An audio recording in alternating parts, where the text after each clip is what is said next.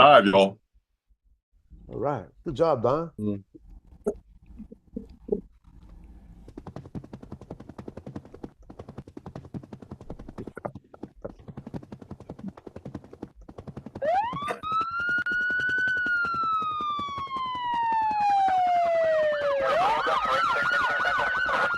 Negative K, nothing further. Just K Canby in the corner. That's a direct order. Do it now. Good afternoon. Good afternoon. March 5th, 2026. We are Roll Call Black, White, and Blue for Better Relations. Let me first start by saying we apologize this week.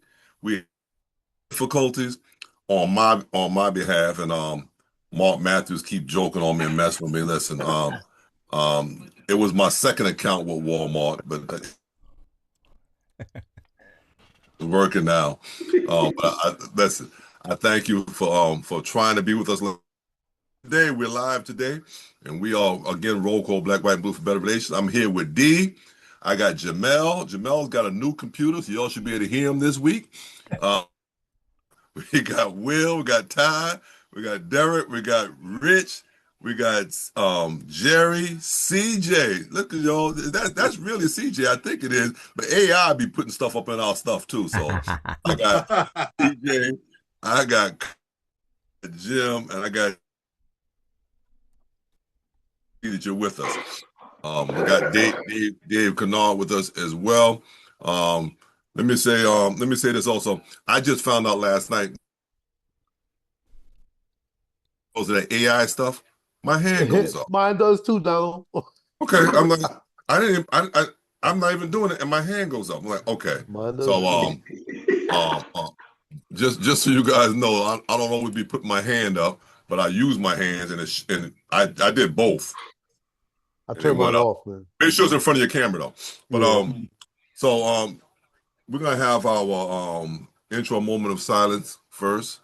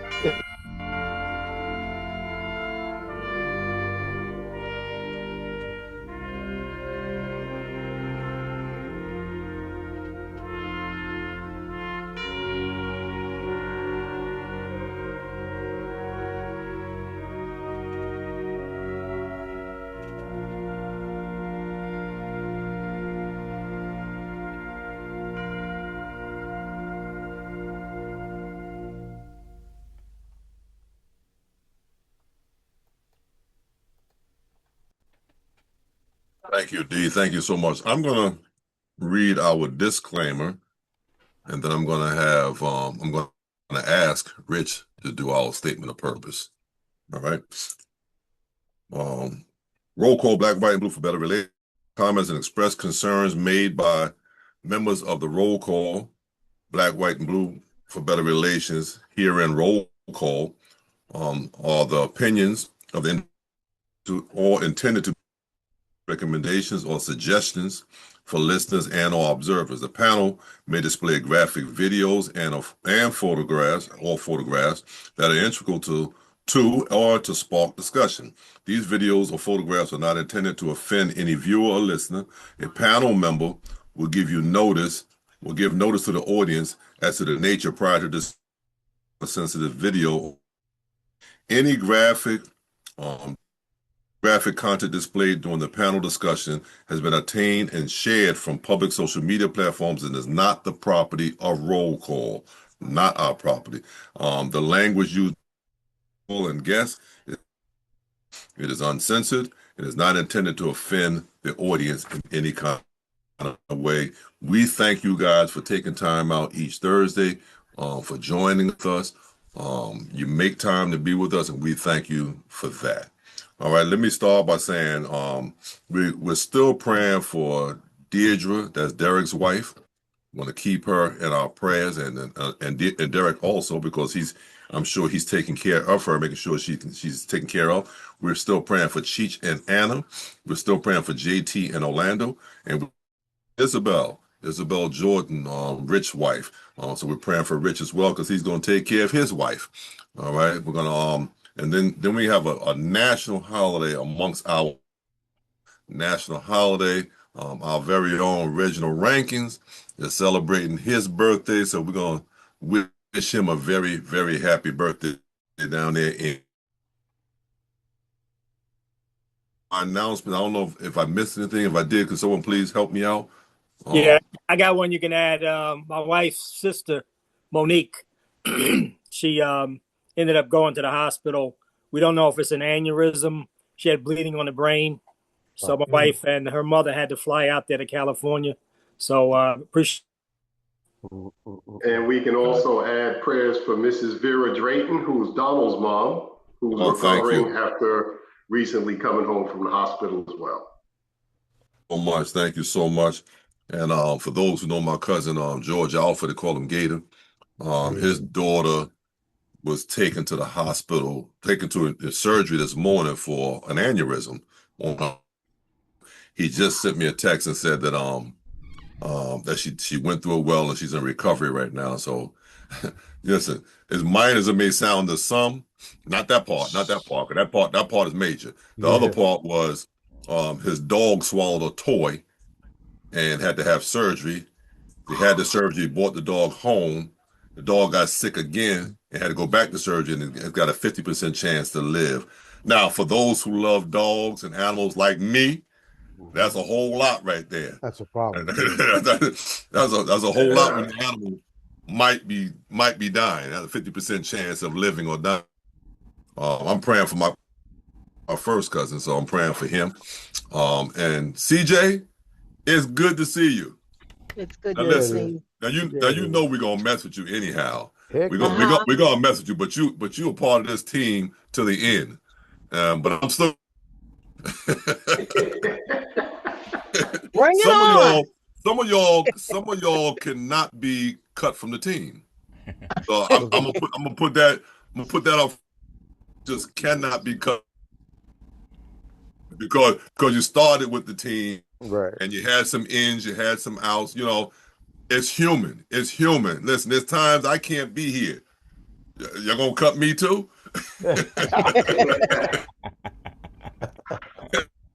CJ, when I make those, you're good. You're good. Jerry, you're good. Don't worry about it. You're good. Jerry that's talking about good to know. Yeah, no, listen, listen. We're all adults, and we're all senior adults, and we have family. Even though most of us don't have a job right now, but some of us still do work because we feel like work. Let's put it out there. Listen, we have play. You know, busy with the church. The church sends me everywhere. I'm going somewhere. I'll tell y'all when I get off the air. But I'm always going somewhere. So I'm praying for all of you. Seriously. Yeah. Seriously, I just wanted to say that publicly. I'm praying for all. But I know with our guest this week, right?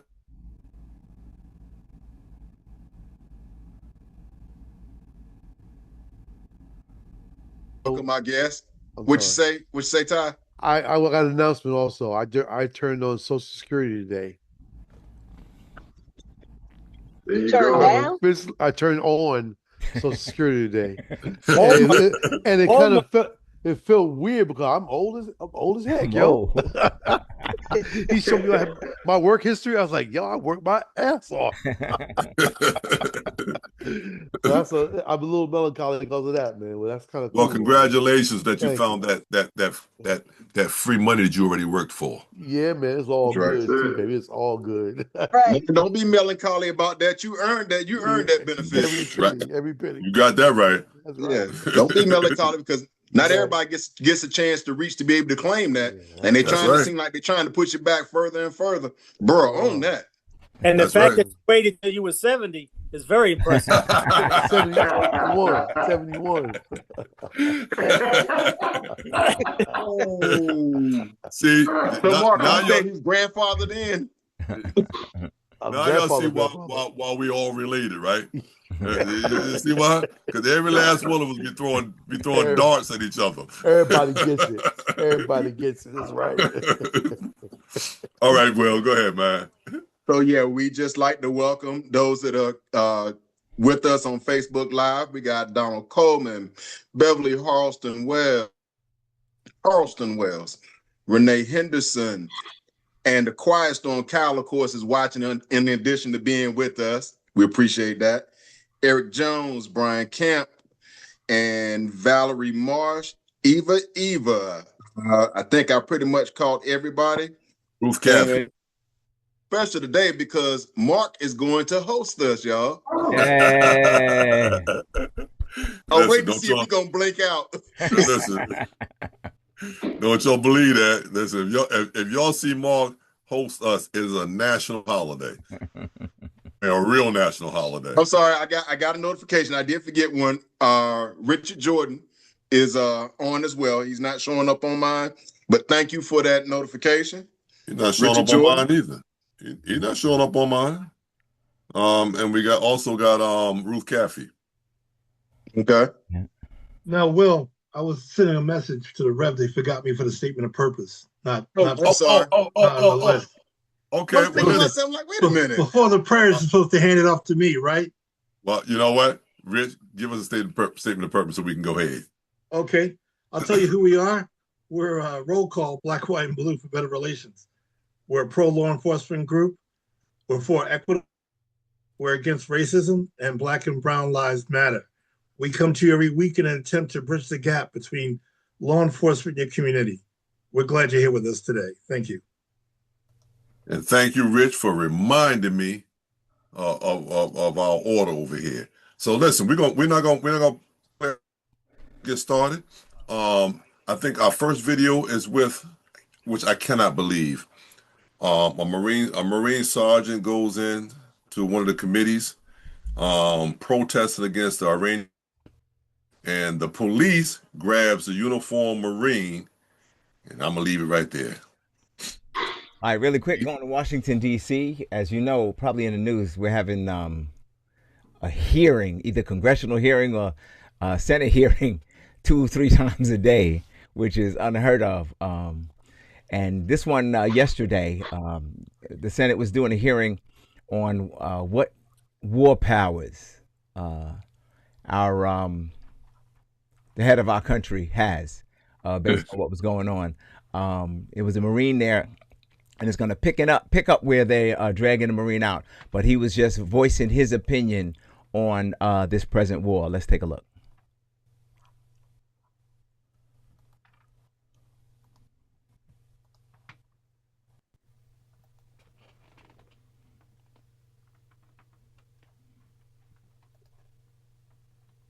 Stand up as a Marine and stand up for America. No one wants to fight for Israel.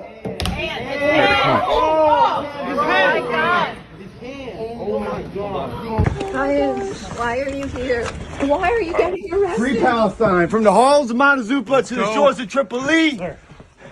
Palestine will be free. Oh my God, they broke his arm. Oh man. We just witnessed a Marine veteran interrupting the hearing, and they broke his arm. Why did he interrupt the hearing? Because there is a war in Iran, and our military brothers and sisters are going to die for Israel, and we are here to say no. We do not support Israel. We do not want to die for Israel. Stop the war in Iran right now. And what did they do to him? They pulled him out, got his arm trapped in a door, broke his arm, tackled him to the ground. It was a very, very intense situation. America does not want to fight this war in Iran, and the soldiers don't, right, Brian? No, they don't. American citizens don't want to send their sons and daughters to fight in Iran. We're fighting for Israel. One more leg, just so you don't trip it off, please. All right. I'm gonna hold my comments. We have Dave.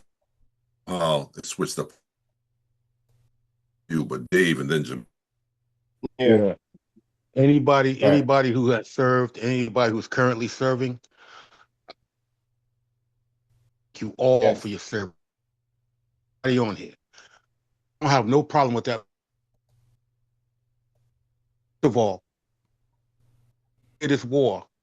Benjamin Netanyahu got on national TV in Israel that was broadcasted here. And basically thank Donald Trump. For 40 years, he's been trying to get us to go attack Iran, and no other president would do it except for Trump. If you know your history about Netanyahu, he was an ambassador in the 80s, and Ronald Reagan threw his ass out of our country. Kept trying to make Reagan to go over there and start lighting people up, and Reagan threw him out and took back his visa. Okay, enough of this bullshit. While he's going over there, annexing land in the West Bank, killing those goat farmers, and just moving in, trying to push those people out to sea. Okay, eventually, Iran is 3 times the size of Iraq. Okay, and they have a better fighting army. Okay, they have 90 million people, and it's a very mountainous country. Okay, so you're not going to just bomb them out of here and talk about, okay, we won. No, because Trump lied the first time, said we obliterated all of their nuclear capability. No, you didn't. No, you didn't. No, you didn't. They have a mountainous region, so you're going to have to send people up in there after a while, and they're going to die. Yeah, we'll win, but we're going to die. Your gas price. Look at your gas price right now. Iran don't give a shit about nobody's gas prices. They still launching missiles out there in that little canal area over there. You can't even get ships through there. They're all lined up like the Belt Parkway. Okay, this man negotiated 3 times in the past, and what happened? They got bombed every time they were doing negotiations. Qatari leaders who were trying to negotiate with him, Israel bombed them and killed them. We did them twice. We were negotiating with Iran twice in the last year with Trump, and we bombed negotiations. You think they're going to? You think this guy gets us a shit, and then he tears a nuclear agreement? Nuclear scientists on the ground and on the ground. Well, just like our CIA.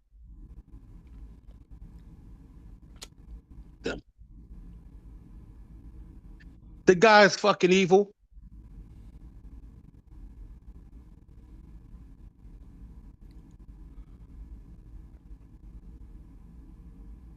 Y'all who wanted that shit to happen so he could stay in power.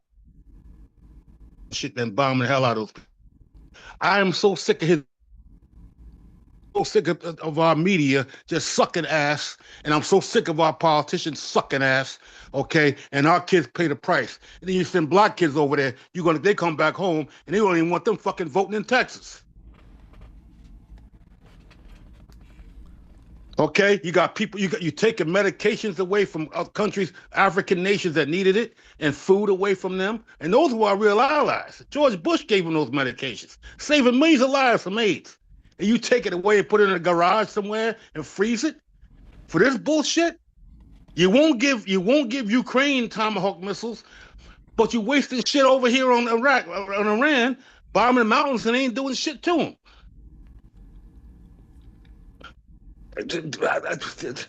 The guy's a criminal, and everybody who backs this piece of shit in our Congress, man, a bunch of criminals. And I'm talking about Democrats too. I know they got their hands in the cookie jar of this bullshit. Got that right. Okay, when Obama was president, that guy came over here was talking shit during his re-election against Mitt Romney. And his own country didn't like what he did. And they let his ass into our Capitol to talk shit about Obama and a nuclear deal. Okay, I'm just tired of this shit, man. I'm tired of it. We fight for this asshole, and his son down on the beach in Miami. See, not Netanyahu's son is. He down on the beach in Miami.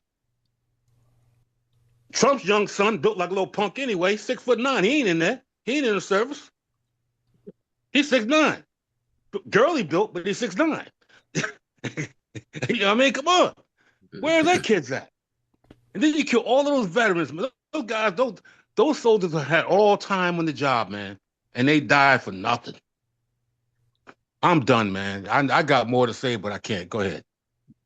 Well, Dave, every time you come to the table, you have a lot to say, and you have some important stuff to say, and you be right on point. So thank you for your input today. The closest we ever came to a two-state solution was with Yitzhak Rabin, Israeli president, who was assassinated right on TV, shot in his head. Wow. And that guy was a warrior, but he knew he had to have a two-state solution. And they killed him on TV in front of us. Right. That's the last time. Oof. I'm done. Thank you, Dave. Jamel? She's changing angle on the camera. I find that video so reprehensible of how they treated that Marine. He was only just speaking out, what he felt about what's going on in the Middle East there. And that's the thing with the that Trump administration or even the Republicans. They don't want to hear adverse criticism. And this guy was speaking the truth. We've heard so much on the media where Netanyahu put Trump up, for his bidding over in the Middle East. And it's definitely true. And for this Marine to be dressed up in his uniform, to get out, to let off some steam about what he felt was wrong. I felt he should have had his moment in that hearing. But unfortunately, they wrestled this guy out, broke his arm, humiliated him. It was just wrong. And this is things that we now have become normal in this country. So that's all I got to say, guys. Right, Jamel, thank you so much. D? Hey, guys, I'm going to approach this from another angle. First of all, let me say thank you to everybody that served. We appreciate your service, and we want to thank you for your service. This is what we talk about when we say the Constitution. Most people just think that's a word. The First Amendment in the Constitution is your freedom of speech. He should have had the freedom. He's in uniform. He's in our chamber. The chamber doesn't belong to those senators in there. The chamber belongs to the United States of America, all the citizens. So if he wants to stand up and speak, he should be allowed to stand up and speak. If you didn't want people to stand up and speak, why would you let people in there? It doesn't make sense to me. Why we have spectators in there and we don't allow them to speak? If you wanted him removed and you had a legal reason for him to remove, now this is where the cop in me comes up. Did anybody else in here wince when they were dragging him out of there and he broke his arm? If that's the person, if I have a lawful reason to arrest him and his arm gets broke while I'm arresting him, I have a problem. I don't know where y'all work, but that's about 6 months of paperwork and questions and for the sake of Jerry being pulled on the carpet and then I gotta go see the Quiet Storm. Where is she? I don't see a picture on here. I gotta go see her and explain what I'm doing and why I did it. And that's all kinds of issues that something like that would cause. You don't just grab somebody and remove them. I didn't hear anybody place him under arrest. We got some problems. I don't know. I went from my rule books and I said, when are you able to grab somebody and just drag them? And nowhere in there, them 7 books I got to carry around with, did it say grab and drag. All right, there's some things I have to do before. So from a police standpoint, that's just wrong. That's just wrong. And you broke that man's hand. He's a Marine. You probably ended his career. Officer, you got some problems. This is where it stops. I'm going to end with this from top down. If we don't pay attention to the Constitution and we violate the Constitution, we start violating people's rights, and then we start hurting, here we are, killing people. I'm asking the question. I know for me, I don't want nobody touching me. I'm just like that. We going to meet in August. I'm going to be a little funny when y'all hug me. I just don't want nobody touching me. I'm that way right now. I don't, hey, slow down now, player. Come on, player. Don't touch me. I'm feeling the type of way now. I'm saying that to say people are going to have enough. You're getting there. I'm letting you know, officers, politicians, you're getting there. People are going to have enough. And look, don't listen to D-Schoon. I ain't nobody. Look into history. When people start having enough, what's going to happen? I'm done. It's like putting an animal in a corner, D. The animal may get his behind kicked, but he's coming out fighting. He's coming out. You put a cat in the corner, you better be careful. Rich? And Jamal said what everything they said. You know, it's just as the only veteran here on the panel, I'm just totally disgusted on how the military has been treated. There's no respect. Military has been used as pawns, you know, to play games and to put them, station them so they could put pressure on people. Vice having a direct mission, you know, the mission is not clearly laid out. It's just send them here, send them there because he can do it. Trump just throws the military at every problem, every situation. It's people. They may wear the uniform just like we did when we were in law enforcement. You know, I wore both hats. I know what it's like. I sat off 3 carriers sitting off the Middle East, other locations involved in special operations. And I know what it takes, and I know what you sacrifice. The men and women out there that have been on station for all that time, you know, the work day is 12 to 16 hours a day, every single day. There's no weekend off. Those guys, those men and women are working every single day at the minimum 12 hours. So to have a gentleman in uniform show up to want to speak and to be snatched out like that and treated so roughly, no respect for the uniform, for his service, is totally deplorable and disgusting. But that's what we've become. Nobody gets respect anymore. It's all what they want to do, and they do it. Yeah, when he showed up to question Kristi Noem when she was in California, they snatched him out, threw him to the floor, and put handcuffs on him. He should not ask you a question. He didn't have a weapon and was going to do anything nefarious. He was a U.S. Senator. Treat him like garbage, just like they treat this Marine. I just think it's we got into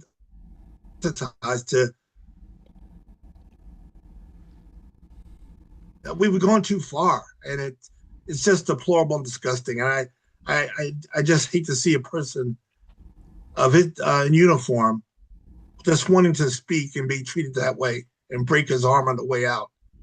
And like you said, what's the charge? Is he arrested? No. They decide they're going to grab him, slam him, break his arm, throw him out. should have been entitled to give whatever he wanted to say, just for the respect of uniform. Let him voice what he wanted to say. So that's all I got. Thank you. Okay, all right. I'm gonna hold my peace. Derek. Yeah, I agree with everything that everyone said so far. And Rich, this is what tyranny looks like. When you are living under a tyrannical government with a tyrannical leader, this is what it looks like. There are no definitive rights anymore. You can have anything you want on paper, but there are no definitive rights.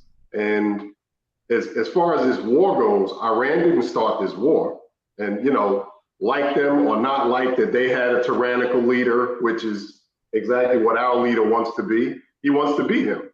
They didn't start the war.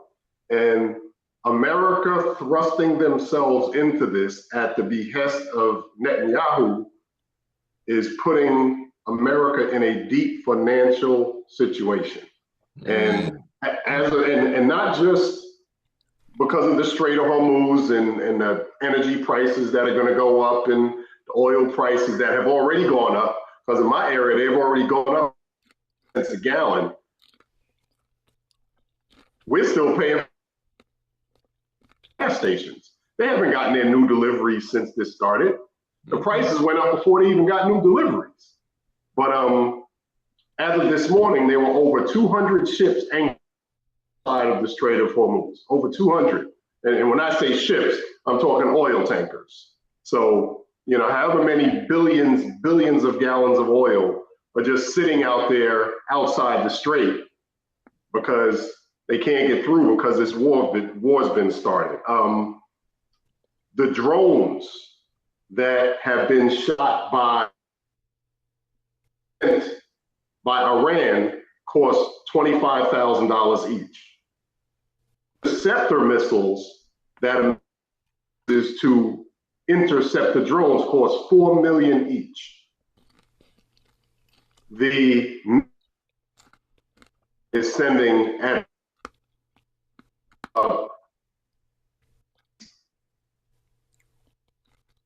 $500,000 each, and the interceptor missiles that they're using to thwart them cost $4.3 million each. Wow! When Iran sent their big barrage of drones and missiles,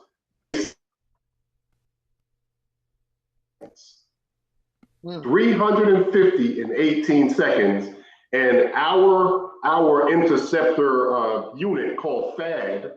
Now, THAAD costs over $1 billion with everything, with the batteries, with the missiles. THAAD costs over $1 billion. Some of those got through. 2 THAADs got destroyed. So that's $2 billion gone, aside from all the missile defense with the missiles that have gone up to catch the other drones and missiles. America is in really, really deep financially with this. And you listen to Hegseth, they're beating this country. And, from the standpoint of they're doing damage to properties, sure. But we're utilizing our cash,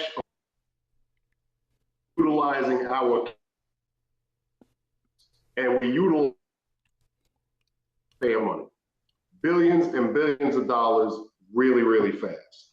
And with what's going on, my fear, even more so than the money that we're losing, that we're going to have to replenish, is that Iran is showing China, Russia, and North Korea what the necessary blueprint is to beat America. And as America weakens itself by using its stockpile, it just makes us more and more vulnerable. And obviously we're vulnerable because we have stupid people at the top. But because our cash, our stockpile of weapons is going to be used up, we'll be more vulnerable. As our THAAD units get destroyed, we'll be more vulnerable. We have a clown show going on, and the head clown is the orange guy at the top. That's all I have. Listen, I didn't know this conversation would go this long, and I'm not even stopping it. We got Will, Ty, and Jim in that order. If anyone else, just go ahead and throw your hand up. But right now, Will, Ty, and Jim. Oh, I'll apologize in advance if this sounds like a bit of a broken record, but this is the point with regards to how things are happening in the world that are directly impactful at the local level and involving law enforcement. Things that a lot of people would say that's got nothing to do with police work. It's got everything to do with police work. So I'm going to circle back specifically to this incident. This was where this gentleman was. His name is Brian McGinnis, and he is a Marine veteran based out of North Carolina, where I am. And he's also a U.S. Senate candidate. So he's got standing on the military front from military service, and he's got standing running for federal office. And he was in there to protest because this was an armed services subcommittee hearing on Capitol Hill. Now, what we know about what has happened is whether or not these actions were a declaration of war without congressional approval, we know that there is a process by which that can be done. But one, Congress still has not received the 48-hour justification.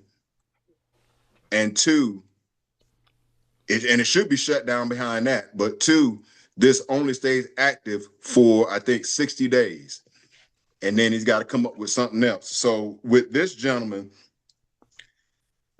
this is the optics piece from the standpoint of the police.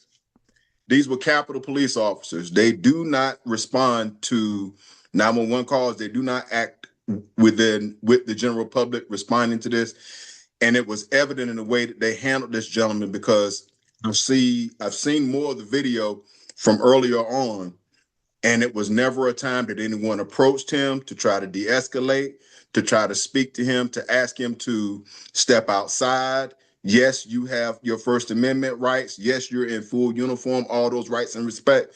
But at the end of the day, the individuals who are holding this meeting, if they say they want you to leave, then we'd like to ask you polite. That's not what they did. They got their marching orders from Senator Tim Sheehy, who is reported to have actually gone hands-on with this guy, with the police, to remove him from those chambers.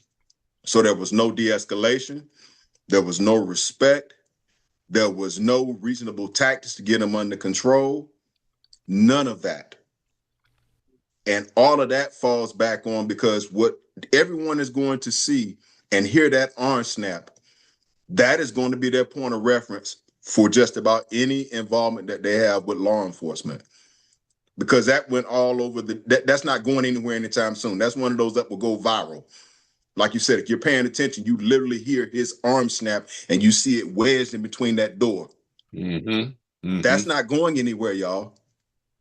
And that is yet another negative stain at that level of policing that we have to show that when we go out to serve the community.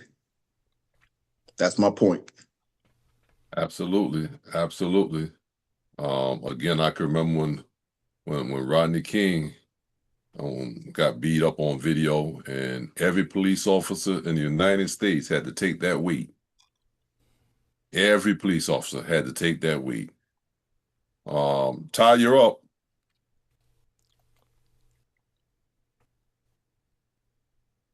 So Derek stole some of my thunder because the neighboring countries that have agreements with Iran to help them with their energy sources, namely China. You better watch out for China, man. China's going to be upset because a large percentage of their, I think a large percent of their oil comes from that area right there directly. And they got a multi-decade deal with them with the hundreds of billions of dollars they've already paid them with the expectation of having oil flow freely from Iran to China to support their infrastructure. And when we involve interrupting their way of life, it's going to be a requirement to have some kind of retaliation. And that's what I'm concerned about, man. People are not realizing these surrounding ramifications of what their actions is just incredible. And you guys better learn Chinese. I'm warning you. Because it could get ugly fast. That's all I wanted to say. Derek stole my thunder. That's all I'm going to say, Derek. You got me. I'm sorry, Ty, It's all good, bro. and the amount of oil that China uses that comes through the Strait of Hormuz is about 80% of their oil comes through there. That's what I'm saying. And China not only has the biggest army in the world, yep, they probably have the greatest number of ICBMs also, the intercontinental ballistic missiles. And the most people. So they don't have to get close to us to hit American land, to hit American soil. They can fire them from there. So from their bedroom. That's right. That's all I want to say. I'm done. I'll plug something in later on, but Jim and Mark. Yeah, I know this doesn't matter because he doesn't listen to the law anyway, but it's against international law to assassinate a leader of another nation. Besides, it's a violation of international law. It's been American policy since the 70s not to participate or conspire to kill a leader of a foreign nation. But once again, what does the law mean to this administration? Nothing at all. To target, I mean, nobody's losing any sleep over the death of Khomeini. I mean, obviously, he was an evil, cruel person. But then again, the world has got a lot of evil, cruel leaders. Do you think it's a good idea to just go killing them all?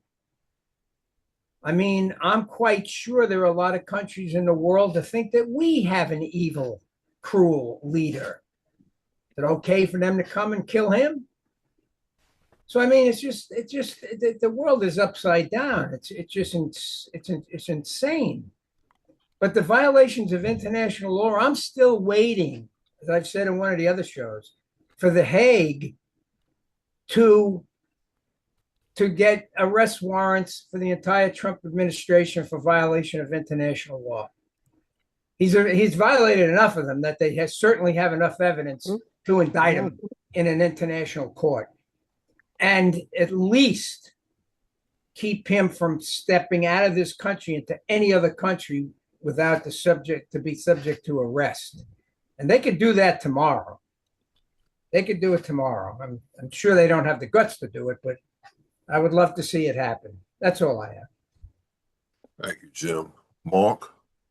Yeah, mine are quick. Like it or not, I know they just voted and they voted it down as far as to control Trump's ability to continue the war. But at this point, we can't put the toothpaste back in the tube. Unfortunately, Iran has said they're not even going to deal with us anymore, and they're on vengeance. So, we got sucked into a war, and we're in it till the end, like it or not. And it's just sad. And they're not going to be able to do anything until all this mess is straightened out.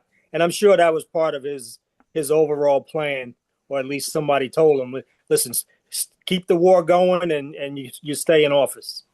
Mm-hmm. So that's just a sad thing. But we can't get out of it now. We can't stop it. We're too deep into it.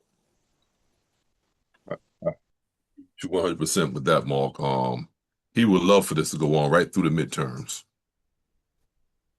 I ain't say right to the midterms. I said right through. So yeah. So this is what he wants. And listen, I listen to Ty. I've listened to Jim.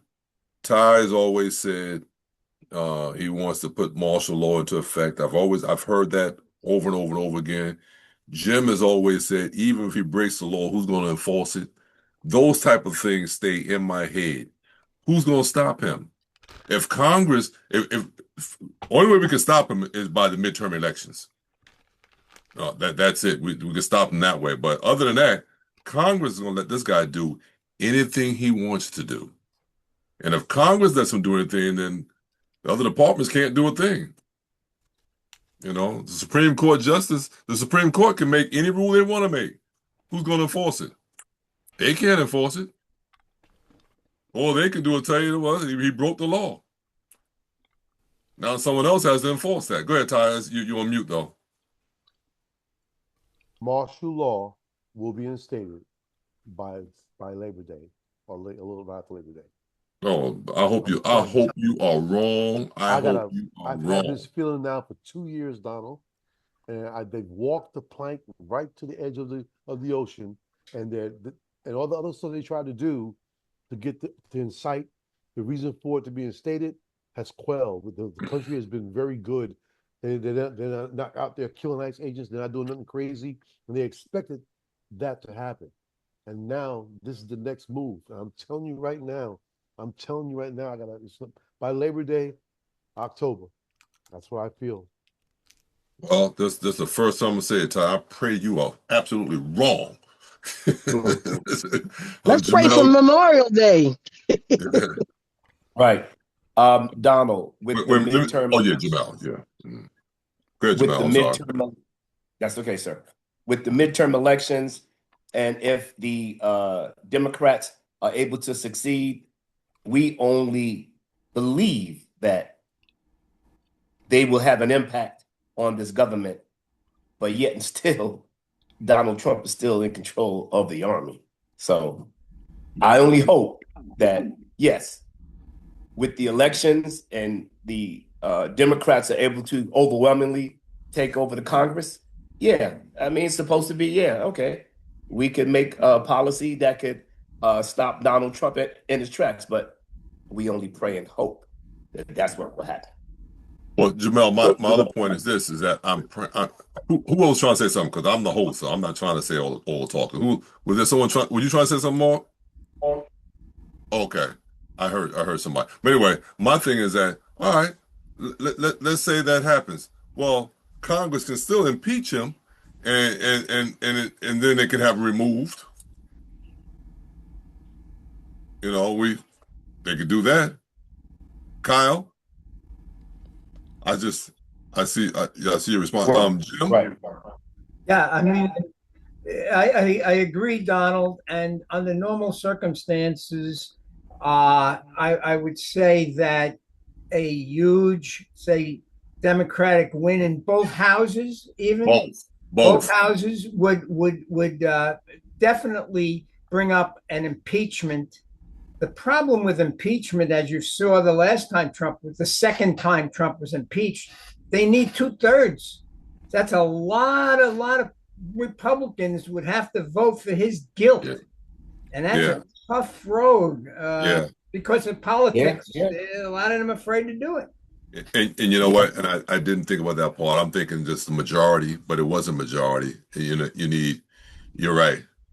That's a large number. That's a large number. You could get the majority in the House to impeach. That's pretty easy. But to get the conviction in the Senate is very difficult. Exactly. You're right. Wait a minute, Ty. I got Mark and then you. All right, good deal. Yeah, I'll be real quick. While I was in the gym, a few MAGA components came up to me, and this war has really changed. They're like, I like this guy, but I don't know. So what I'm saying is, even in his group, they're starting to realize that we're on a runaway train, and they're starting to separate. Hopefully, it will continue. Go ahead, Ty. So Jim, you're the historian here. So I'm going to ask you a question. When was the last time this country got involved in war maneuvers and actually assisted another in attacking aggressive warlike moves without the act of war being approved by Congress? They've done it before, and that's what they hang their hat on. That president have the right to use military in certain circumstances, what they consider protecting the United States. So, I think if this matter actually went to the Supreme Court, I think that they would probably rule in favor of the president. In favor of the president. That's what I thought. And I asked that question because that's how far down the rabbit hole of him they've gone to. Because even World War, Roosevelt stood in the Congress and asked them to declare war for him. I mean, that was a reason. We were bombed in Hawaii. Yeah. And he asked for permission. He didn't just unilaterally do it. Am I right, Jim? Or am I missing? Well, they never declared war on North Korea in the Korean War. They never declared war on North Vietnam, Yeah. Vietnam War. They never, in all the other conflicts that we've had since World War II, this Congress.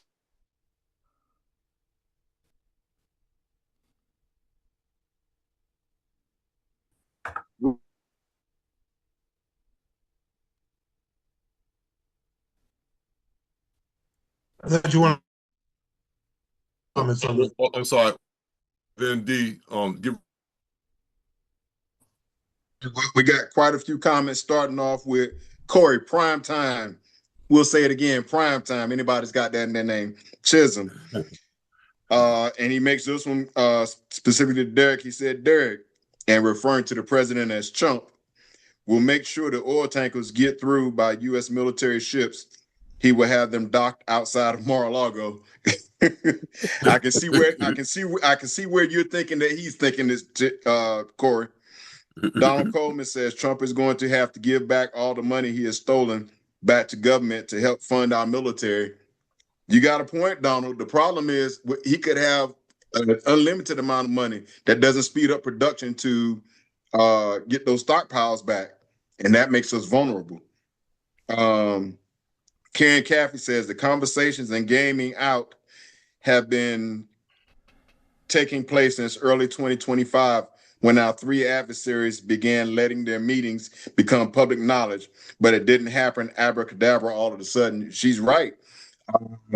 There were discussions between the U.S. and Israel months in advance about this imminent strike. Israel pretty much told the U.S., yo, we're going to do this. You can either get on board or deal with the blowback. But that was the thing. In previous administrations, the presidents had said, no, you're not going to drag us into this long-standing mess that you got going on with this Islamic country. That we know what this is about. You're not going to drag us into this. But this dummy decides he wants to drink the Kool-Aid. Once again, Corey Chisholm, U.S. and global defense stocks have experienced recent volatility, but generally remain high, driven by increased geopolitical tensions in the Middle East and elsewhere, and a projected $3.1 trillion in worldwide defense spending by 2030, while specific munitions such as precision-guided missiles have faced production bottlenecks. Overall, defense industry stocks are seeing significant demand and long-term growth prospects with some. And Corey makes a really good point there. That's who profits in war, these defense contractors, and there's already a whole bunch of money being funneled to them anyway. So China is already feeling the chokehold, Corey was saying. AC is watching us, y'all. He says 2 are killed in a few months. I'm not sure. I guess he's talking about the leaders. 2 leaders. He's on. AC's on. Hold on. AC. AC, what did you mean? Well, you're on mute and you're shaking your head on him. That was affirmative. 2 leaders killed in a couple months. 2 leaders. I think Jim was mentioning that. So the United States don't kill leaders or shouldn't be killing leaders of other sovereign countries.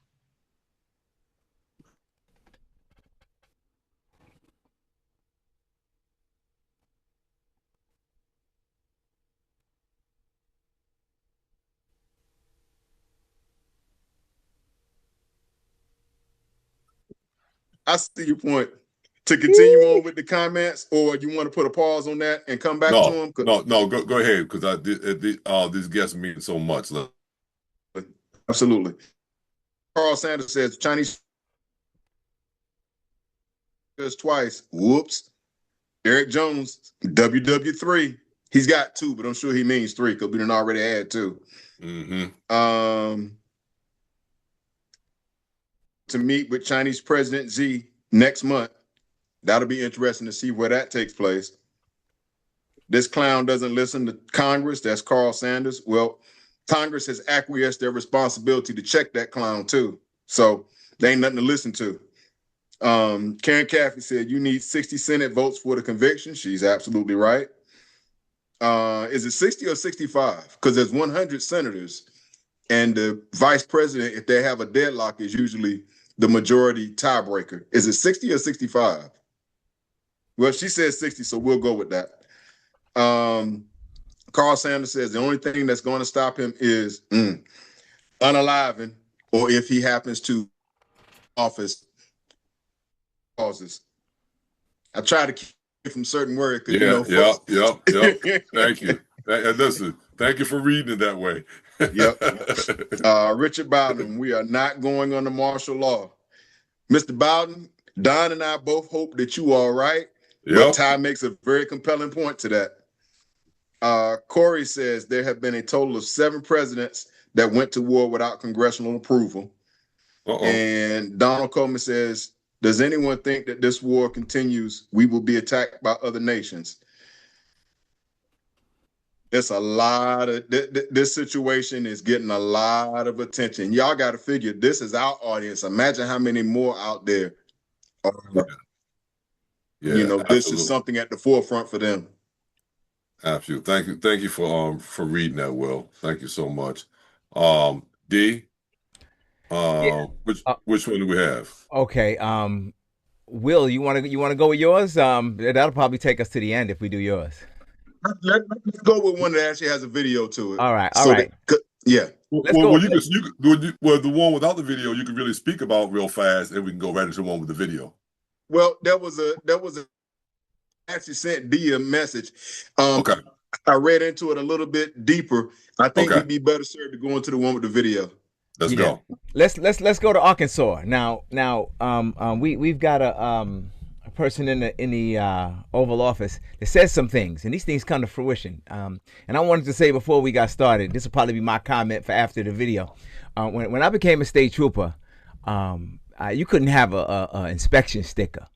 I had an inspection sticker from the 31st to the 1st, and they thought you would have thought they looked into me, they looked over me, they put me in the back, they got the wet noodle out for an inspection sticker. When we go into Arkansas, they just had an election yesterday, and they elected a guy who is on trial for murder for sheriff. Let us take a look.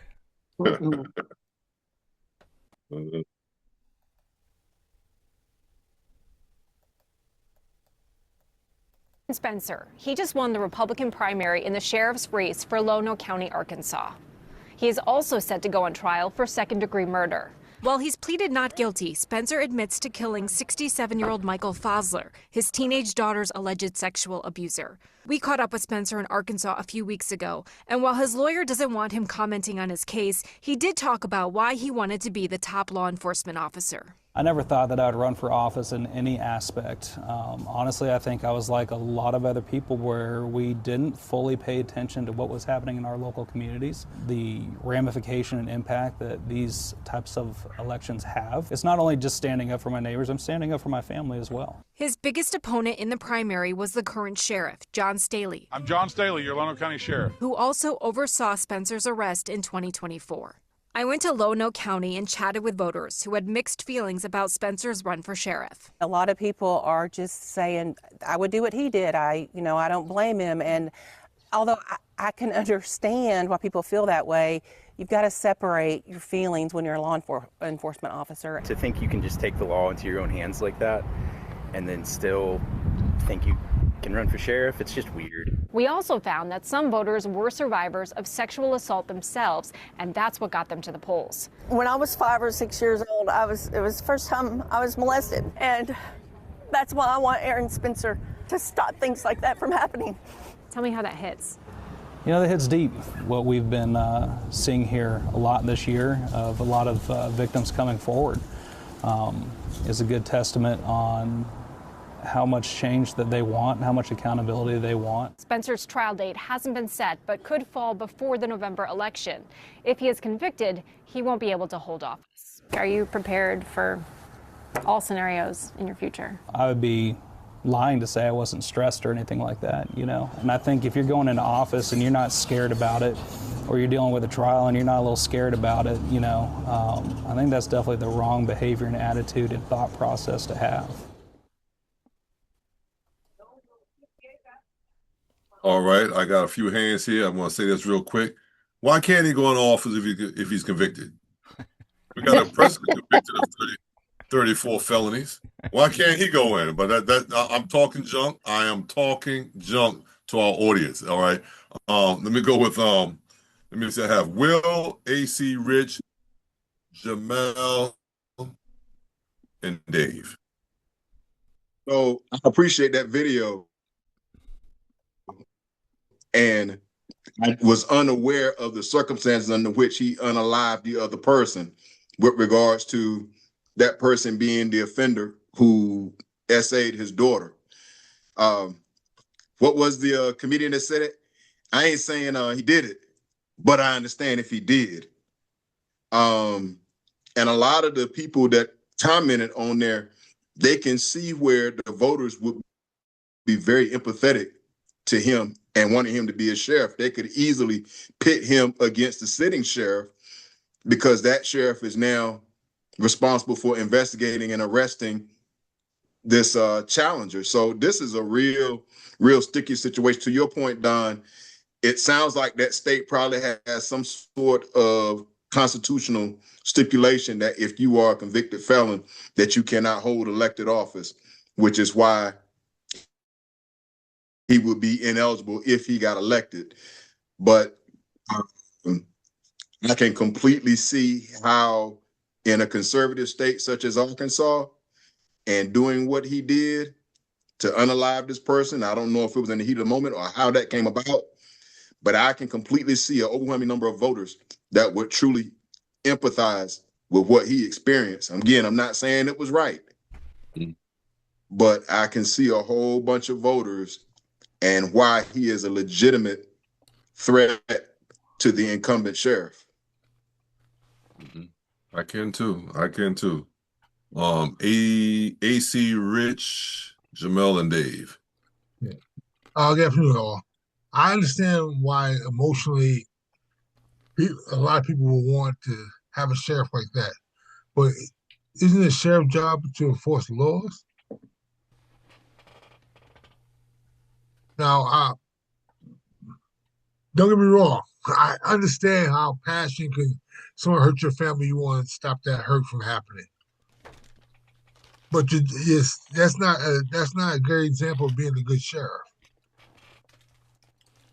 And I just understand. And secondly, do sheriff being an elected official have to have a background in law enforcement? I don't think so. No. It's an elected position, right? So Joe Citizen can run for sheriff. All right. I don't think so either. I just want to make sure everyone knew that's not a consideration. It's an administrative position, basically, with law enforcement authorities. Isn't it just like a commissioner? Commissioner doesn't have to be in law enforcement, right? Like a PD or the police.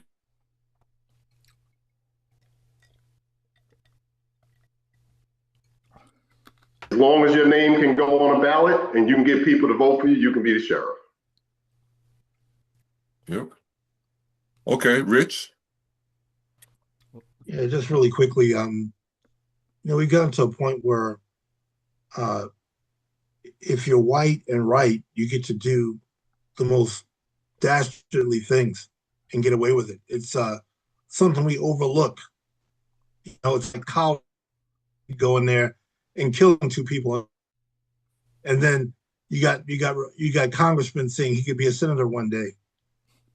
So this man was protecting his daughter. Whatever tactics he used, I don't really know the case that well, how it went down. That he unalived the SA guy that was going to hurt his daughter. But I think we've lost that line. We're letting people go over the limit, but they still get a chance to seek office.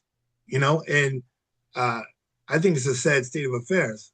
But somebody of color wouldn't be allowed to even try to be sheriff after what was done, or you would think January 6th would have been enough that Trump would have never been at the top of the ticket of a party.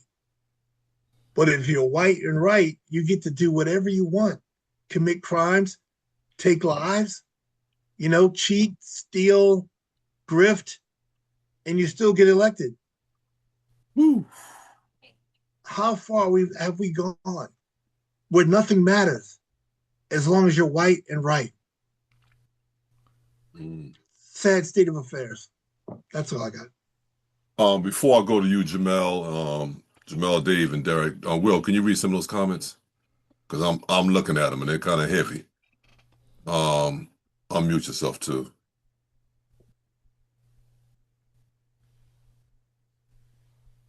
Yeah. Here we go.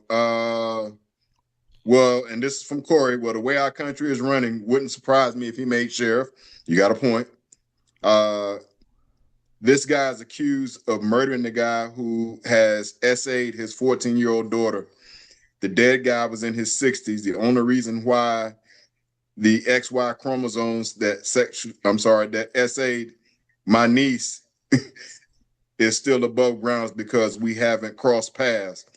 In many southern states, the qualification for sheriff is to get the most votes. That was from Richard Bowden. Other thing that you were asking about that earlier, Richard Bowden also says it takes 67 votes to convict the president. Yeah. Okay. It's in the Constitution. The 60 votes is for certain legislation. Okay. All right. Let me go back. Jamel, Dave, Yes, Derek, and Jim. Yeah, it goes back to what Jim had stated earlier.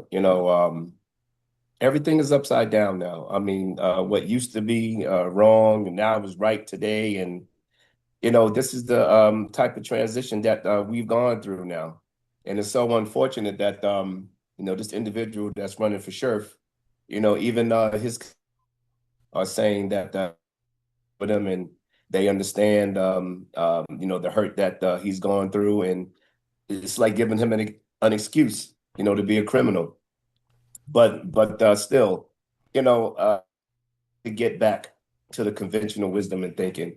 We can't be letting individuals who do crime and do wrong become elected officials.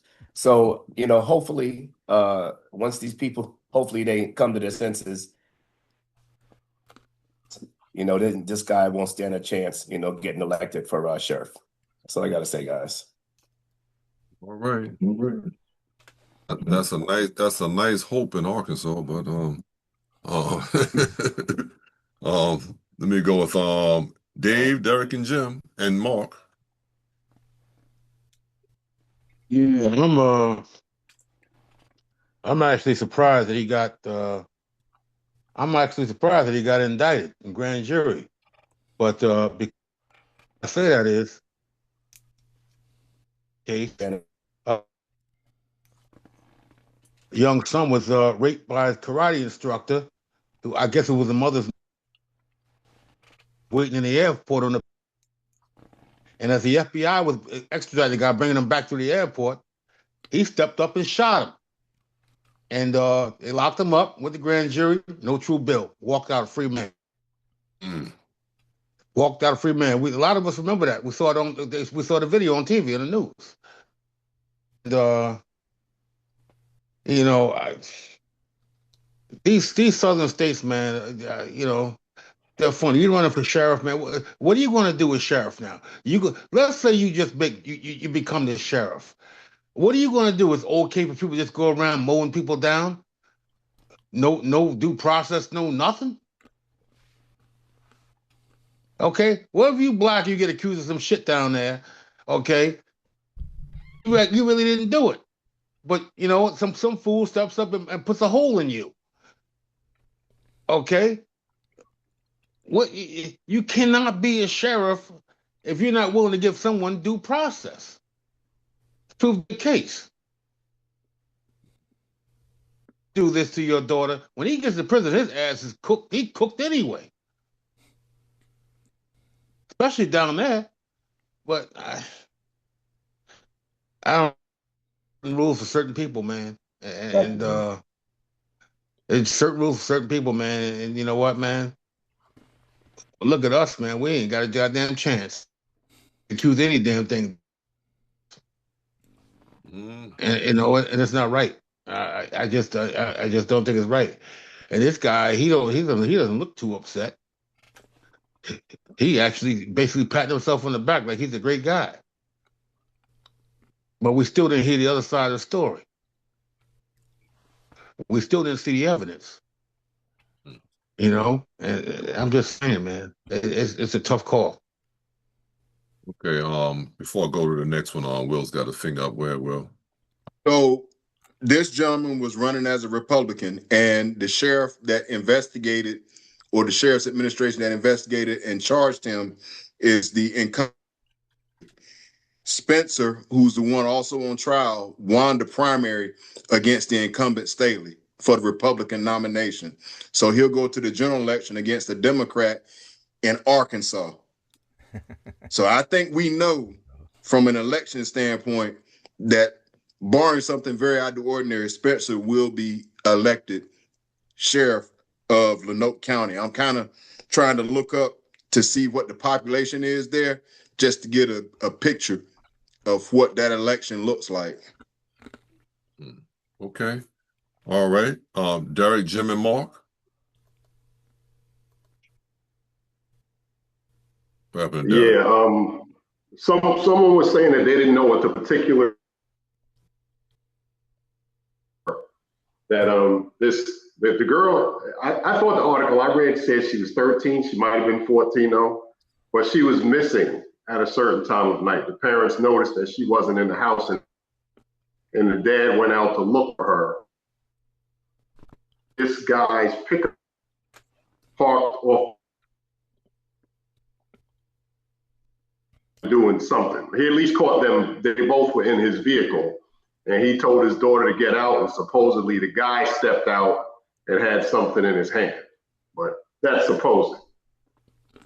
That aside, if the guy gets convicted and he still wins the still wins the sheriff vote, convicted felons aren't supposed to carry a firearm. And how can you be the sheriff without a firearm? Now, another thing comes into play is in the county that he'll be in, if he's the sheriff, he's the highest ranking law enforcement official there. So who would stop him from carrying a firearm if he decided to do so? But just, but he shouldn't be allowed to do it, but we all see now. So that's all I have. All right, Derek. Thank you so much. Jim and Mark. He's not saying he didn't do it. Understand that his defense isn't that I didn't, and the problem. Here's even convicted. They killed him, and his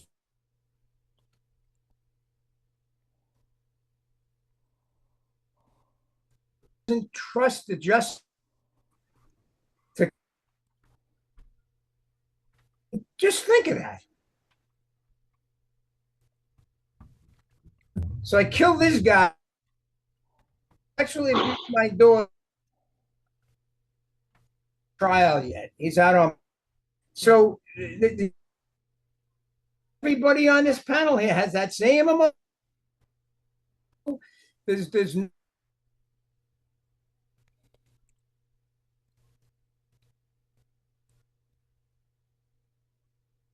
evidence is going to the trial.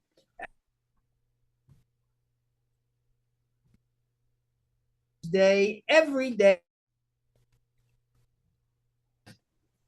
The guy, the system, the criminal justice system, and the people elected him. That says all you need to know about the state of Arkansas. I'm with you on that. That's what I said. In Arkansas, okay. And like Derek said, who's gonna stop him from carrying a gun? And that gun will probably be visible too. So who's gonna stop him? Mark? Yeah, AC had his hand up. Oh, did he? I did. Okay, AC, go ahead, AC, then Mark. Unmute yourself, AC. See, I'm hosting. That's right. He's still doing a good job. Doing a good job too. Can't wait till next week. Step up. No, I forgot what I was going to say. Want us to come back to you? Yeah, yes. Okay, Mark, you go ahead and we're gonna go back to AC. After all that hard work. This host. No, I just want to say real quick, and Jim was a good segue to what I want to say. It's very important to pay attention who you vote for. We tell you guys from way back in the day, vote, get out there and vote. Well, you know what? We got to change it now. Get out there and vote, but pay attention to who you're voting for. Okay? And don't vote because you want to change. Like, oh, well, I just want to change. That's the wrong attitude. You better do some investigation and you better check twice, because how you vote will change your life, your kids' lives, and their kids' lives. Yeah. And that's evident in who's in office right now. That was it. Okay, before I go, AC, go ahead before you forget your thought. Thank you. I wanted to inquire with the group. Didn't a local, well, not local, one of these states change their laws so a sheriff can come back in office who was convicted of a crime? Not sure. Says Richard Bowden says there was a sheriff in Cumberland County, North Carolina, Fayetteville, that didn't carry a firearm. He was a county commissioner that voted for himself when the previous sheriff died. But yeah, then I thought we spoke on a sheriff that got booted and somebody else running against him, and they changed the law so he can get back in office. Did anybody recall that? You're talking about Heggie in Davidson County in North Carolina? I remember talking about that person, but I wasn't sure if it's the same. So we spoke about it, and that's how I was trying We had one that was a convicted felon. His name was Gerald Heggie out of Davidson County, North Carolina. He had actually gone to prison, got an active sentence, came back out, ran for sheriff. Yes. And they changed the law so he could get on the ballot, but I don't know. He didn't win, so it was never a question of interpretation whether or not his felony conviction would keep him from accepting office. That's you weird. can get on the ballot. Yeah. Well, But if you win, but you got a felony conviction, that's just a power move. Is all that is. Interesting.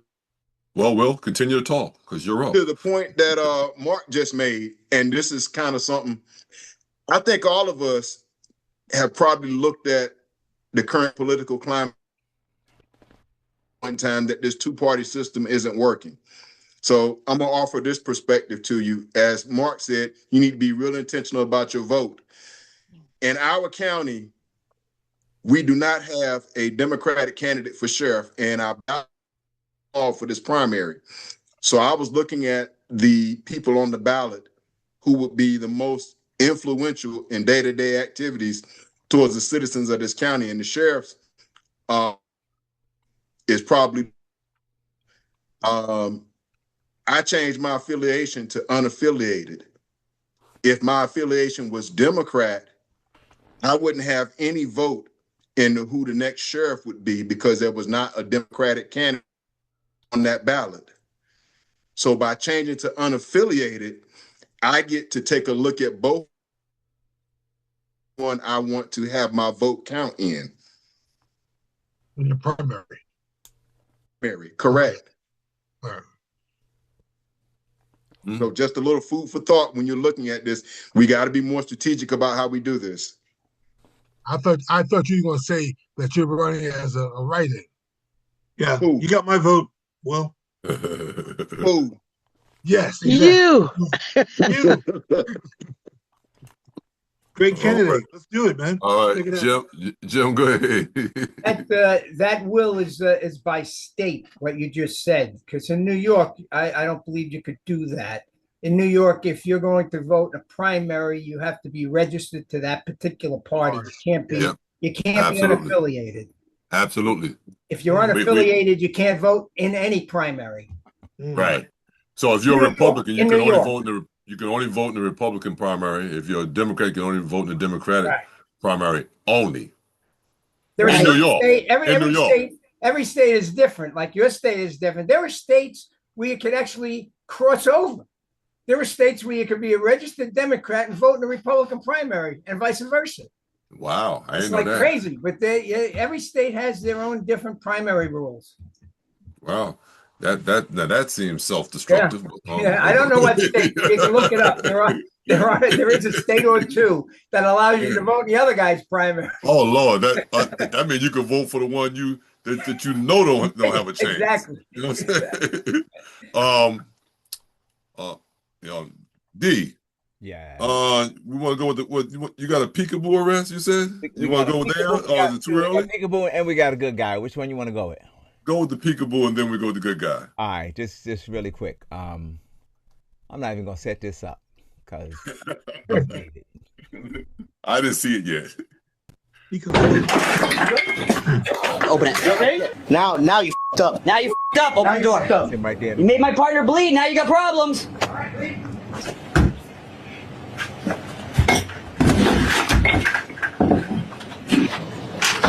He pushes that door open, light it the f*** up. Yep.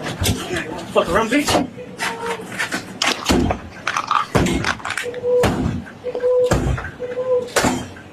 I missed it. Didn't show up. Yeah, the beginning of the show. I guess he might be having problems with his Walmart. Relax. I'll try. Because he's frozen. That's a heck of a line too. Now you f***ed up. Now you f***ed up. Open the door. You made my partner bleed. Now you got problems. And listen, before we got on the show, he was over there. I'm changing this one just for the show, putting on this Wi-Fi just for the. Look at, he's coming back in. He's coming back in. He's back, y'all. He's back. What happened, D? He's still pixelated. He's like, wait. Audio's. Hold on. I didn't even know I was gone. What happened? Wait. The video froze and you froze. Hold on. Can you show it again? Yeah. I didn't even know I was gone. On. Open it. You okay? Now you f***ed up. Now you f***ed up. Open the door. You made my partner bleed. Now you got problems.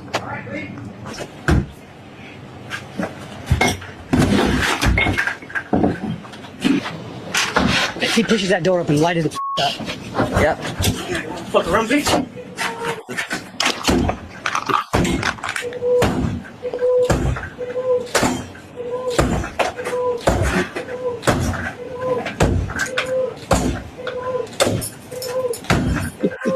I want to buy that door. Relax. Calm down, dude. Got you, bro. Hey, watch that way. He's right there.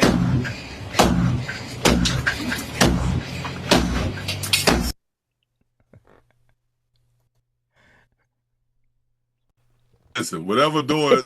Breaking news. This comes a day after a difficult couple of days on Capitol Hill in both the House.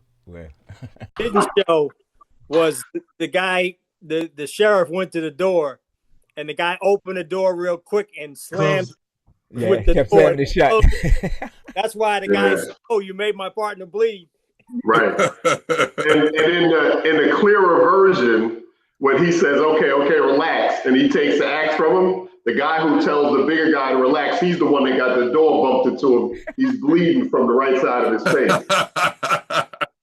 But there's also the guy you're looking for is in the window laughing. I'm saying, right. With bars on the window. What a door, though! My goodness. Yeah. Now, D, boy. Say again. You have a good boy video? Yeah. Oh, let's go. Hopefully it'll play. Listen. Yeah, because you keep freezing up on them. I know something's up. Hold on. Here's our good guy video. I know we see a bunch of young folks sometimes, and we start to wonder. We're gonna take a look at this. At these young guys just saw this couple having a problem. Take a look.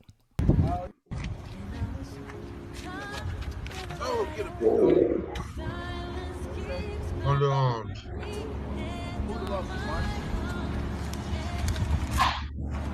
Gentleman said he's 90 years old. She's 90. Take it he's easy. 100.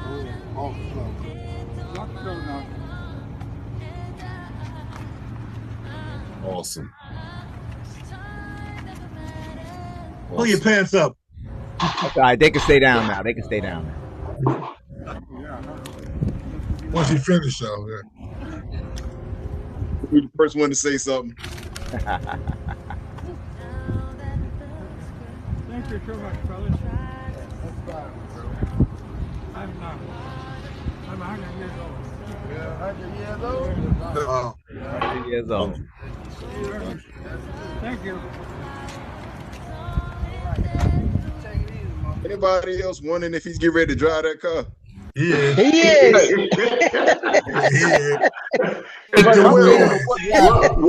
What's he gonna do when they get home? How's he gonna get her out of there? Hey, what they gonna do when they get? Call somebody else. There'll be some other black guys waiting to hang up and help him out. They're gonna share that walker. Listen, but that was really. I like seeing stuff like that. Yeah, it's beautiful. You see someone in need, you help them out. You help them out. It's a wonderful example of not judging a book by their cover. Well, y'all did. I heard it. I said everybody had their pants down, even the old man. Everybody was sagging. Well, see, but they had their pants down for different reasons. Yeah. The old man's pants was probably falling down. They didn't pull theirs all the way up. But just so you know, the guy did drive home.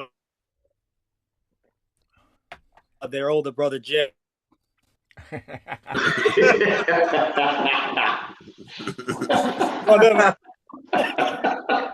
Well, listen. Rich, you're gonna give me a pat on the shoulder. We're done, man. We're done. It's 4:28. We're done. Good job. Good job. Good show. Again, let me say this: those on Facebook Live, we appreciate it. Thank you. Richard Ballard, what'd you say? Sheriff Page had his convictions. He got expunged in 2017. Yep. Okay. Beverly Wells says, very intelligent and informative show. Thank you, Ms. Wells. Thank you so much. We appreciate that. Praying for you. I'm going to put you on my list too, because you did tell me you were having a situation with something, your knee or something off your back. One or the other, I forgot, but we're going to put you on our list as well. Anybody else with anything before we shut it down? It's good to see the Quiet Storm back with us. It's good to see Dave back with us. CJ back with us. It's good to see you guys back. And I promise you, I'm holding your spots. I promise you, I'm holding your spots. I just want y'all to know I only came back because I heard there was going to be some overtime pay today. What a cash register, D? What's Cheech doing though? She's just like peeked in on us and doing some other work. But thank you so much. There he goes. There he is. Oh, okay. We'll get back to him once I sign off. Thank you guys so much for everything, and listen, enjoy your weekend. I heard it's supposed to be like in the 60s. Coming this weekend and next weekend. Down here is going to be in the 80s. It's 78 right now. It's going to be that cold. Listen, I'm signing off. I'm sorry. I got those shorts. Remember, guys, we spring forward this weekend. We spring forward. That's right. Thank you. That's a good reminder, Jerry. Thank you, Jerry. Thank you. Thank you. You guys on Facebook Live, take care of yourself. Thank you for joining us. We appreciate you and we love you. God bless. Let us pray. God, our Father, we thank you once again for allowing us to come together. We thank you for every person that participated. We thank you, God, for those who are on Facebook Live that make their comments each and every week, things and everything. And now, God, we thank you in Jesus' name we pray. Amen.